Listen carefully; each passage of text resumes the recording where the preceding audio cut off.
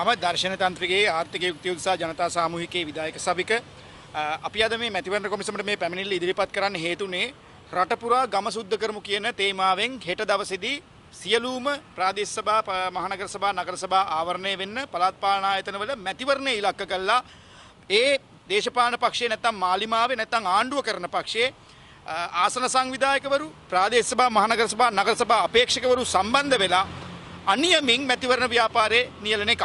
එතකොට සාමාන්‍යයෙන් අපි දන්නවා මේ මැතිවරණ ව්‍යාපාරයේ කැන්වසින් යනකොටත් 5 දෙනයි එක්ක යන්න පුළුවන් උපරිම. එතකොට අර මේ මැතිවරණ තහනම් දවස් දෙකේ බෝධි පූජාවවත් කරන්න දෙන්නේ නැහැ. එතකොට මේ ක්ලීන් ශ්‍රී ලංකා කියන වැඩසටහන පාවිච්චි කරලා ආපෞසරයන් මේ වෙන වචනයක් දාගෙන තමන්ගේ මැතිවරණයේ තේමාව බවට පත් කරගෙන ඉන්නේ පාර්ලිමේන්තුවේදී දියවන්නාව සුද්ධ කරමු කිව්වා. දැන් මේ මැතිවරණ වෙනුවෙන් ගොවුන් කිව්වේ ගම සුද්ධ කරමු කියලා. දැන් මේ ඒකම පළාත් පාලන මැතිවරණ වෙනුවෙන් වටවංගුවක් ගහගෙන අවිලා තමයි කරන එක මේ කරන්නේ. ඉතින් අපි කියනවා අනුර කුමාර දිසානායක මහත්තයා විපක්ෂයේ ඉන්නකොට කිව්වේ කල්පනා කරලා බලන්න මේ දේශපාලන සංස්කෘතිය වෙනස් කරන්න ඕනේ කියලා කටවුල් කරලා හැඩ කරලා කිව්වේ.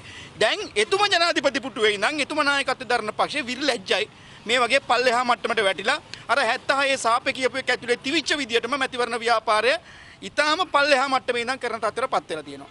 අනුර කුමාර දිසානායක ජනාධිපතිතුමාගේ ආණ්ඩුව ඊටාම හොඳ විදියට කටයුතු කරා නම් දවස් 200ක් ඉක්ුත් වෙලා තියෙනවා ආණ්ඩුවේ බලය අරගෙන මිනිස්සු ගිහිල්ලා එහෙනම් මේ වෙනකොට තමන්ගේ බලය දීලා ඔහොම දඟලන්න ඕනේ නැහැ. මිත්‍රම් පල්ලෙහා මට්ටමට වැටෙන්න ඕනේ නැහැ.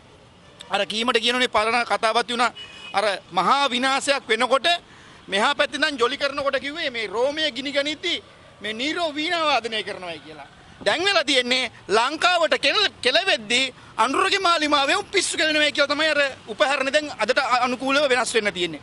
ඒ තරම් විකාර වැඩ කරනවා. එක පැත්තකින් ලෝකෙන් ඇමරිකා එක්සත් ජනපදයෙන් බදු මේ පැත්තට පනවන 144කින්. ඒතර ඒව ගැන හෙවිල්ලක් බැලිල්ලක් නැහැ. අනිත් පැත්තෙන් අද අප්‍රේල් මාසේ 5 වෙනිදා 1971 අප්‍රේල් මාසේ 5 වෙනිදා තමයි මේ රටේ ජනතා විමුක්ති පෙරමුණ කැරැල්ලක් ඇති කරේ. අර විරුසමරුව 1971 මිනිස්සු මැරිච්ච මිනිස්සු දැන් සොහොන් වලින් නැගිටලා අනුරගේ ආණ්ඩුවට සාප කරනවා ඉන්දියාවත් එක්ක ගහන කිවිසුම් එක්ක. මතක් කරගන්න ඕන අරුණ දිසානායකගේ ආණ්ඩුව විශේෂයෙන්ම ටිල්වින් සිල්ලාගේ අර බෝල්ෂෙවික් කණ්ඩායම මෙච්චර කාලයක් ඒගොල්ලෝ ඉන්දියාව සම්බන්ධ බිල්ල මැව්වා. බොම්බෑ ලුණු කාපු එක මැරුවා. පළාත් සභාවට ඡන්ද දීපු මිනිස්සුන්ගේ ගිහිලා අත කැපුවා. එහෙම කරලා අද ඉන්දියාවත් එක්ක ගිහිල්ලා එක පැදුරේ බුදියන මට්ටමට පල්ලෙහාට වැටලා තිනවා. අපිට නම් ඒ ගැන අපි සුබවාදීව දකින්න අඩු ගානේ දැන් හරි හැදිච්ච එක හොඳයි. මෙච්චර කාලයක් 76 සාපේ කියලා 76 සාපේ තව ඉස්සරහට දීර්ඝ කරලා දැන් කරන්නේ ඒ දේවල් ඔක්කොම වහගන්න ගම්වල ඉන්න අහිංසක මිනිස්සු අන්දන්න ගම සුද්ධ කරන්න කතා කරනවා. දියවන්නාව සුද්ධ කරලා ආවේ පල් හොරු ටිකක්. උසස් පෙළවත් නැතුව ඉංජිනේරුවෝ කියලා දාගත්තේ උන් ආවා. අර හිටපු කතානායකයා තාම ඔය මිනිහගේ ආචාර්ය උපාධිය ගේනවා. බර කරත්තෙන් ගියා නම් ජපානට ගිහිල්ලා මේක අරන් එන්න තිබ්බා. හැබැයි තාම ආචාර්ය උපාධිය දීලා නැහැ. එහෙව් කට්ටියගේ දෙවනි පෙළ කණ්ඩායම තමයි දැන් ප්‍රාදේශීය සභාවලට ගම සුද්ධ කරන්න කතා කරන්නේ. එතකොට ඔතන ඉස්කෝලේ ගියපු නැති වුණු සමහර ලාවට ආචාර්ය කියලා ගහගෙන ගමට එන්න පුළුවන්. දැන් ඒ වගේ රැවටිල්ලක් කරන්න තමයි මේ තක්කඩිකම් කරන්නේ. අපි මැතිවරණ කොමිෂන් සභාවට පැමිණිලි ඉදිරිපත් කරා. අපි හිතනවා දැන් අර ජනාධිපතිවරණේ මැතිවරණ කොමිෂන් සභාව නිකන් රම්බෝ වගේ හැසිරුණානේ.